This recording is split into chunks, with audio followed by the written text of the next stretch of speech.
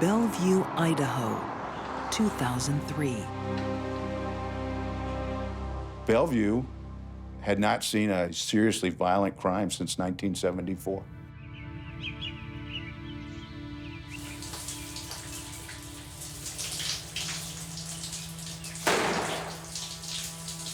Diane! What's that noise? You all right? Diane!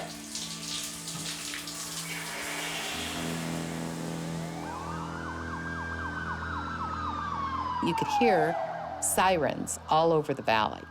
I mean, I woke up to sirens. That morning, Marguerite Sowersby receives terrible news. It was totally disbelief that this could happen in such a small town. Alan and Diane were very well known, very well liked. They were active in our church. They were active in the trap shooting community. They were active with bowling. They were fun people. Now, at 6 a.m., in their own home, Alan Johnson and his wife, Diane, have been shot dead. We had our fights, we had our drunks, we had our DUIs, we had those kind of things. We did not have brutal gunplay. That just didn't happen. Not everyone is in shock. The Johnsons' daughter, Sarah, is strangely calm.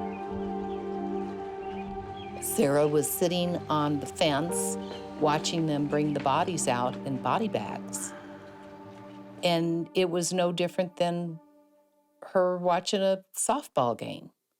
It was very cold, very, so what?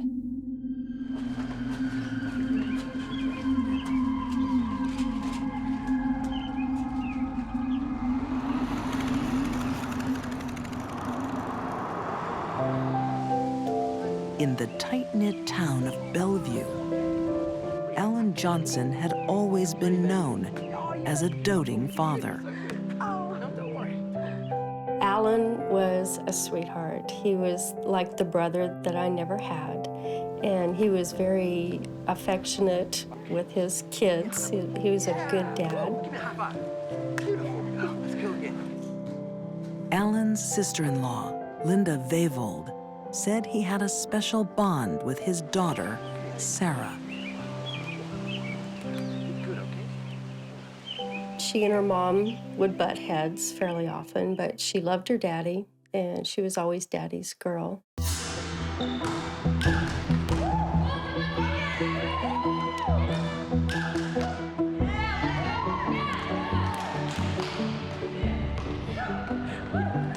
But 16-year-old Sarah has another man in her life. Bruno Santos was a high school dropout here in the Valley, an illegal alien. And Sarah started seeing him, and I didn't particularly care for him. Bruno is 3 years older than Sarah and known to police. Bruno was involved in some street narcotics activity. Nothing major, but enough that when he drove around, he got the blue light special. Maybe I'm worrying too much, but maybe I'm not. Maybe somebody needs to worry. She could be out with that.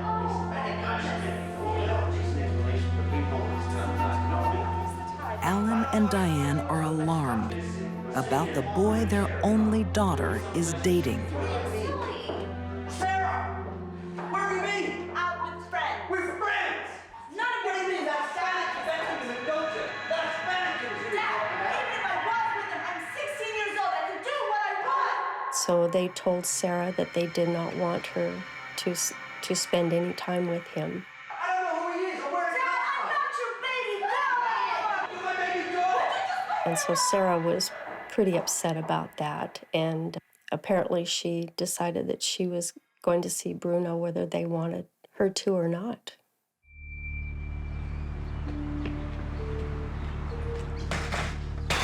They found out that she had spent the night at Bruno's place, and they thought that she was with a girlfriend. Sarah, what are you doing here with this young man? What are you doing here, Daddy? Well, I told you not to be with this young man. Come on. Don't do that. Hey, let her go. Listen, young man, I'm gonna get the police around here. I'm gonna tell them exactly what you're doing. How Sleeping with dare an underage you? girl. An underage girl. Get it? He had a few heated words with Bruno and told him to stay away from Sarah. Okay, come on, Sarah. Come over here. Come on. Come on. In trying to protect his daughter, Alan makes a deadly enemy. I had talked with Alan on the phone, and he was crying. He was just devastated that she pulled this, and I told him I loved him and I'd do anything I could to help him, and that was the last time I got to talk to my friend.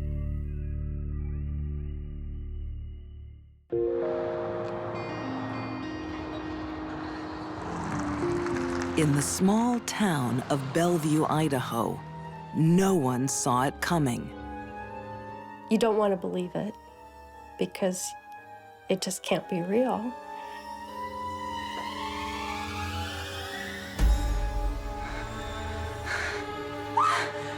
Diane Johnson and her husband, Alan, murdered in their own bedroom. Their daughter, 16-year-old Sarah, calls for help. I received a call at my home from Blaine County Dispatch the morning of the homicide. Marshal Randy Tremble is expecting a routine call-out. However, the dispatcher went on to explain to me that she could hear screaming in the background on the 911 call that somebody had shot her parents. I told you not to come around this man's house. What are you doing here? You can't keep telling me what to do anymore. Come here. Just 3 days earlier, Come on. Alan Johnson banned his daughter from seeing her boyfriend. 19-year-old Bruno Santos is an illegal alien with a criminal past. All of us immediately assumed that it was Bruno. We just knew that it was, that he was angry that Diane and Alan had forbidden Sarah to see him. So we were convinced that it was Bruno. In the days following the murder, Sarah seems oddly unaffected by her parents' death. No, guys, it's cool. I'm here to play. Let's just, let's play. Sarah was pretty much unemotional. It was very strange. Anyone know any good place to go get your nails done, or? She seemed preoccupied with doing her normal activities. She wanted to go watch the volleyball game. She wanted to go get her nails done. Know anywhere? Sarah, are you okay? I'm seriously, I'm fine. Like, Your parents just died. I'm fine, guys. Don't worry about it. Let's just play. She never said anything about, I miss my mom and dad. She never cried. It was just like nothing there. Come on with this. Even more suspicious is what police find in her trash.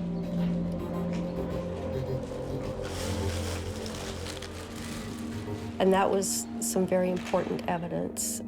There was a bathrobe that had some blood on it and gloves.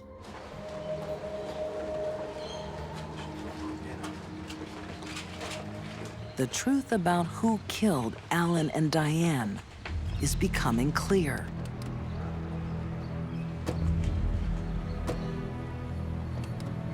From the moment I spoke with Sarah Johnson to where we are sitting right here, right now, I have no doubt Sarah Johnson killed her mother and father.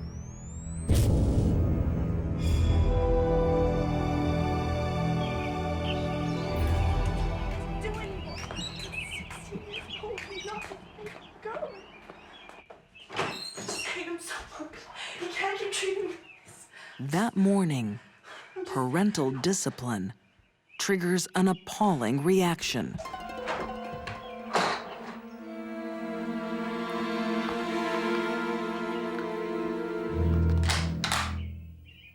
Sarah's ego would not allow her to ever accept defeat. She had to have the last word. She had to be seen by others as someone who was on top at all times. She was the kind of person, because of this, that would deeply resent being told what to do. Sarah's fury cannot be controlled. The only thing that we could surmise was that she was so in love with Bruno. And when her parents broke it off and said she was not going to see him again, he was not going to be coming around, that something just snapped in her.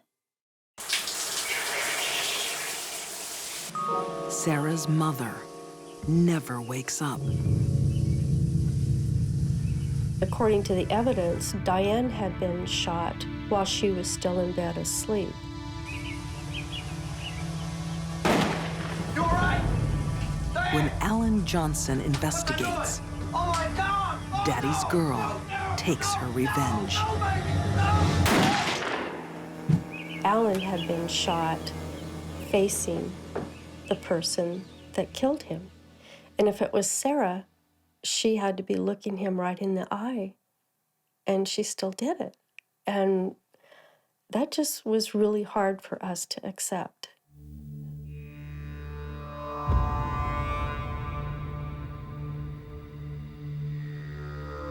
Sarah's parents loved and nurtured her for 16 years.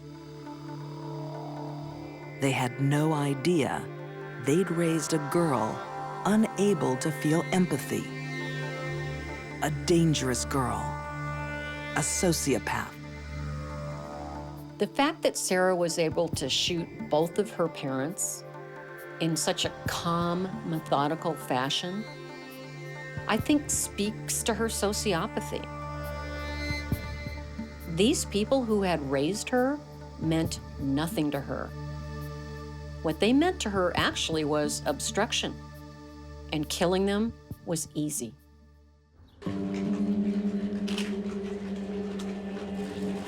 But getting away with murder isn't so simple. In that garbage can was the bathrobe that Sarah had put on, as well as rubber gloves and outer gloves that she had worn. Police find no evidence to link Bruno Santos to the murders. And within a few days, they had decided that Sarah was a prime suspect. And all of us were just shocked. We never would have thought it. Never. The bloody robe and gloves from the Johnsons' trash match Sarah's DNA. Sarah Johnson is convicted of 2 counts of murder in the 1st degree. The girl trying to escape her parents' rules finds herself locked up for life. Society really is better off with Sarah away forever, because anyone that kills their parent in a cold-blooded fashion when there's no history of abuse going on there is not someone you want walking around. The cold act of revenge scars everyone who knew Alan and Diane Johnson, except for their daughter. Sarah never admits guilt and never shows remorse. I don't think she has any comprehension of what she's done. I think she's just put it in a little compartment somewhere and she's just not dealing with it. I never saw her cry for her parents. I never did.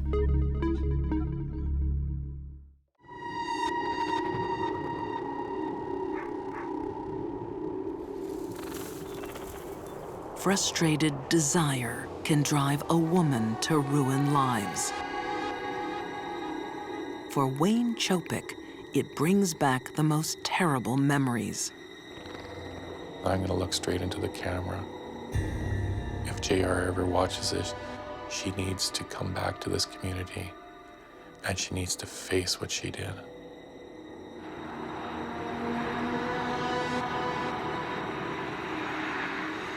In 2006, the town of Medicine Hat, Alberta, Canada. On a quiet suburban street, a 6-year-old comes looking for his best friend. But there will be no play today.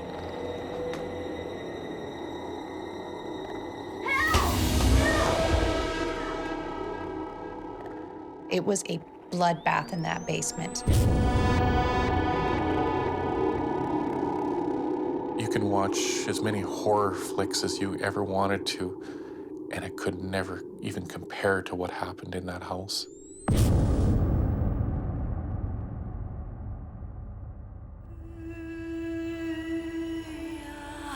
A husband and wife lie dead, their bodies covered in stab wounds. The police didn't know what to make of this scene when they arrived. Was it a murder-suicide, a domestic situation? They had no idea. Police think the 12-year-old daughter has been kidnapped by the killer.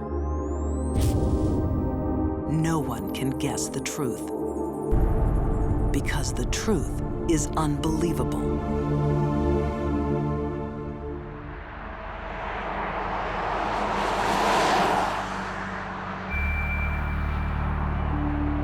Crime reporter Sherry Zicafus arrives in Medicine Hat to find a town reeling. It was like a bomb had gone off. They were so shattered. It's a quiet, middle-class kind of town, very family-oriented. The family that we lost that day was a family that was a very tight family, a very loving family. They deserved to live life. They did not deserve to meet their maker.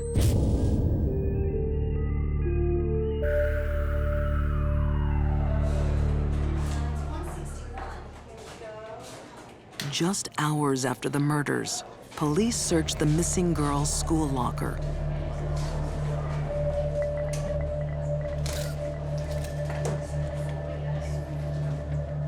Inside, a drawing that chills the blood. It was a stick drawing, but it was very dark, and it was basically a stick figure lighting a family on fire and running off to her boyfriend's truck. She went from missing person or kidnap victim to murder suspect immediately.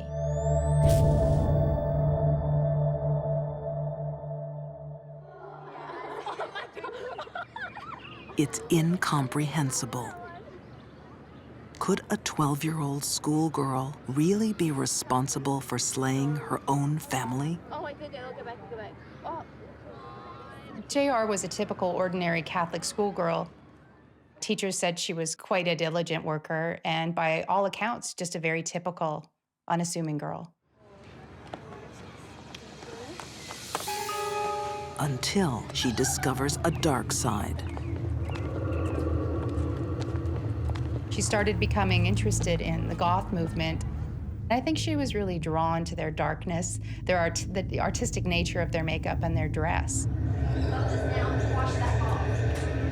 While her friends were obeying the Catholic school dress code, she was more interested in chains and shorter skirts and fishnet stockings, what she'd seen other kids at the mall wearing. So disappointed. You know you're not supposed to wear that at school. But this is more than fashion. Waist. What is that around your waist? It's a belt. Well, you know JR is acting strangely. The sweet little girl has fallen in love with every parent's worst nightmare.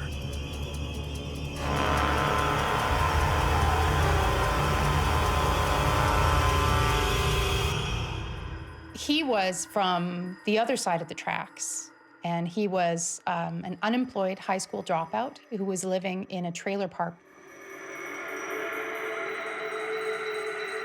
It's a match made in hell.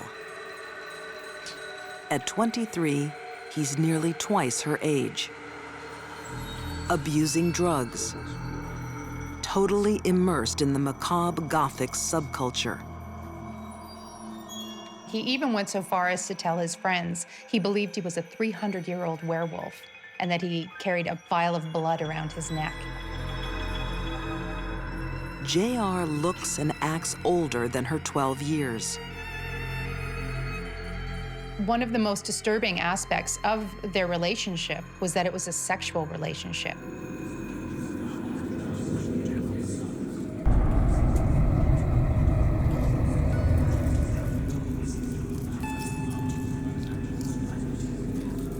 Driven by forbidden love, JR completes a Gothic transformation.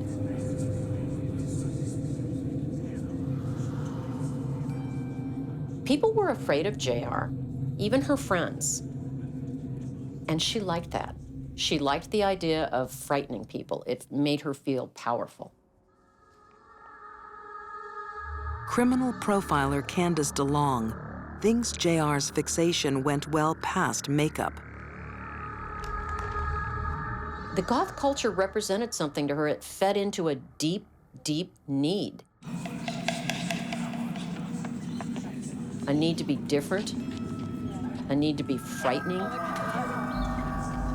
a need to control other people.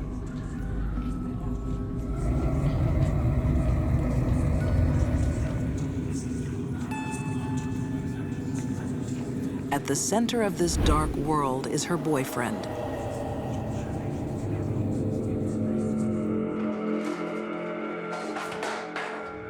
Where the hell have you been? None of your business. It is my business. The relationship was secret for a very long time, but once it was revealed to her parents, it drove an even bigger wedge between them.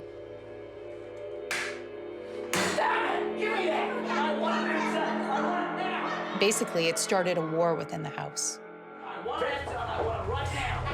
It's a war that will claim 3 innocent lives.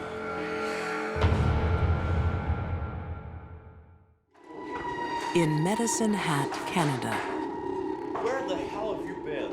a young girl is out of control. I hate my family.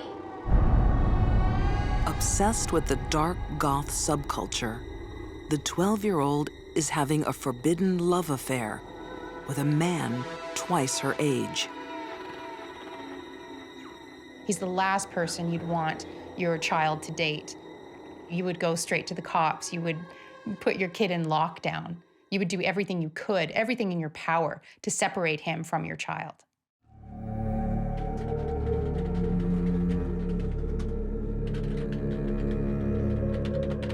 When JR's parents intervene, her affair and her anger move online.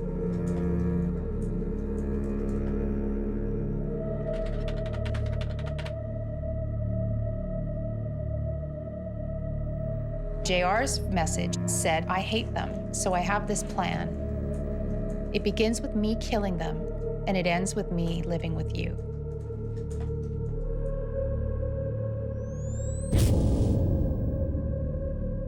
JR found in her boyfriend a man, an adult, in her eyes, that she could control. He found in her someone that looked up to him, and the combination was toxic. I hate them all. What's wrong? His favorite movie was Natural Born Killers. Swear to God, I'm gonna do something bad. The scenario within that movie's opening moments is a young man murdering his girlfriend's parents to give her freedom. You know, go there with a knife and just kill him, you know? Just stab them. He began to equate that with the task that JR was ordering him to do.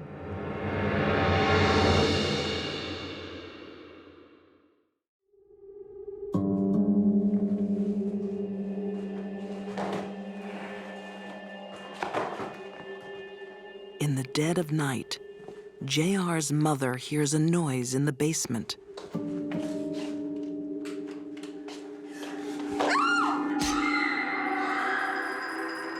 Imagine getting to the bottom of the stairs and being faced with a nightmare dressed all in black and carrying a great big knife. Her friends described her as a lioness, but there's no way she was any kind of match for a man wielding a knife and high as a kite, ready to kill. JR's father launches his own attack. But he's doomed from the first knife blow. One of the real problems with the sympathetic response to stabbing is that with the increased heart rate, increased blood pressure, you're going to bleed more rapidly. So you're going to weaken very quickly.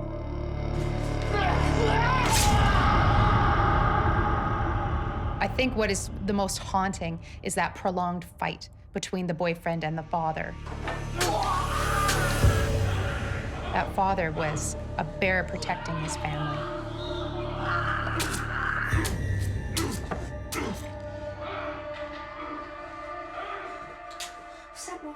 Upstairs, JR holds her terrified brother. Don't listen. When her boyfriend appears, she knows her wish has been granted. Her parents are dead.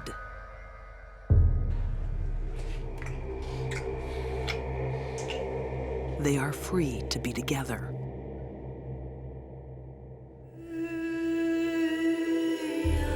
But there's no place in their new world for an 8-year-old boy.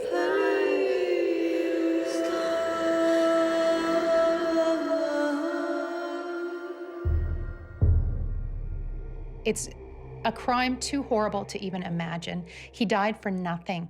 They basically reasoned that he had to go too because he was too sensitive and it would be wrong to leave him without parents.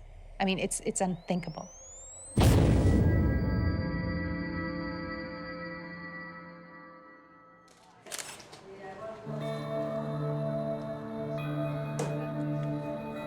The young couple's freedom doesn't last long.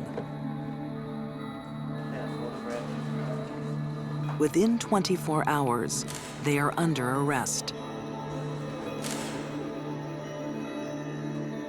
They weren't displaying any outward signs of grief or trauma of what had happened. In fact, the boyfriend was showing off his eye that had been injured in the fight with JR's father.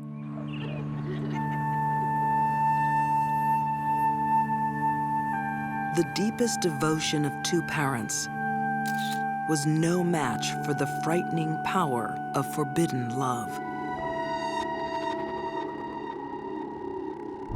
They had loved and cared for their daughter to the nth degree.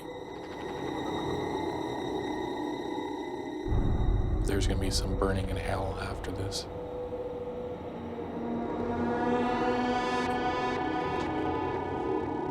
JR's boyfriend is now serving a life sentence for murder. Under Canadian law, JR's true identity can't be revealed. Found guilty of 3 counts of murder, she receives the maximum juvenile sentence, 10 years. People were outraged by that sentence, but that is the way Canadian law is set up. It's set up to rehabilitate young people, not so much to punish them. In 2016, at age 22, JR will be released back into the community. I think any child who kills their parents when there is no evidence of abuse from parent to child should be locked up forever. There really is no hope.